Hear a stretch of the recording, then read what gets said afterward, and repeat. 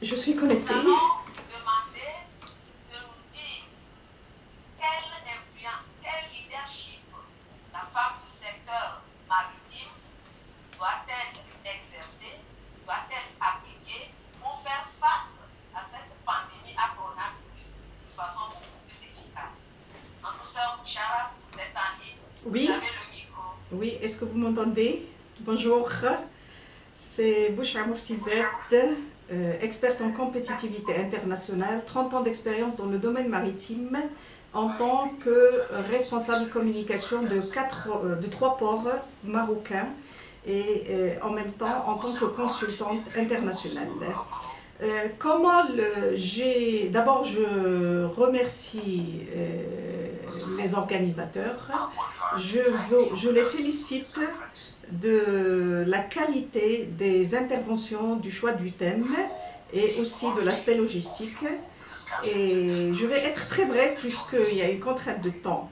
Je ne reviens pas sur tout ce qui est, c'est-à-dire différence entre le leadership, le management, le portrait robot d'un leader ou d'une femme leader, mais je vais voir un petit peu toute cette problématique de la Covid.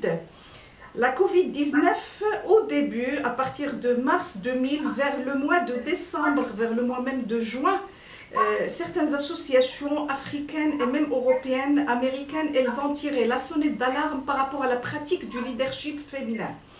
Et le problème qui s'était posé, ou la question qui a été posée, c'est comment les femmes vont se comporter avec pratiquement la digitalisation, avec le télétravail et comment le leadership va être affecté. Donc ils ont tiré la sonnette d'alarme et du coup il y a eu pratiquement par la suite des enquêtes ou des études qui ont été menées pour voir est-ce que le leadership a été affecté. En juin 2021, il y a eu une enquête qui a été publiée et qui a montré qu'au contraire, nous les femmes, vu qu'on est plus dans l'adaptation, qu'on est plus dans c'est-à-dire l'engagement lorsqu'on est leader, qu'on est plus responsable, qu'on est talentueuse, qu'on est à l'écoute, qu'on ait toutes ces qualités qui ont été pratiquement citées, mentionnées par les panélistes, que je félicite à l'occasion, on a montré plus d'attachement pratiquement au travail et on a été plus efficace au niveau leadership. Et du coup, le leadership s'est développé avec la Covid-19.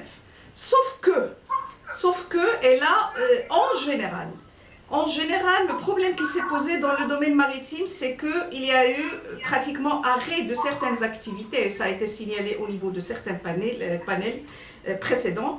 Et il y avait arrêt et du coup le terrain ne se faisait plus et du coup il y avait pratiquement plus d'efforts à fournir pour pouvoir pratiquement maintenir ce leadership. Donc, qu'est-ce qu'il faut faire pendant la Covid? Qu'est-ce qu'il faut faire? On va s'inspirer pratiquement des qualités que doit avoir la femme leader qui sont la communication. Le volet communicationnel a changé.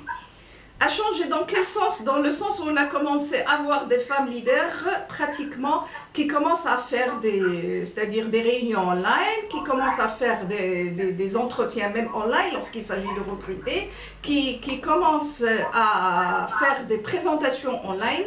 Donc on est passé à une digitalisation et ça a demandé beaucoup d'adaptation pour ces femmes leaders. Ça c'est le premier plan. Le deuxième point c'est en matière d'organisation. Il y a eu une panéliste qui a insisté énormément sur le volet organisationnel. La femme, elle est, entre deux guillemets, plus organisée. Moi, je ne peux pas me prononcer vu que je n'ai pas de statistiques. Mais les méthodes organisationnelles, elles ont changé.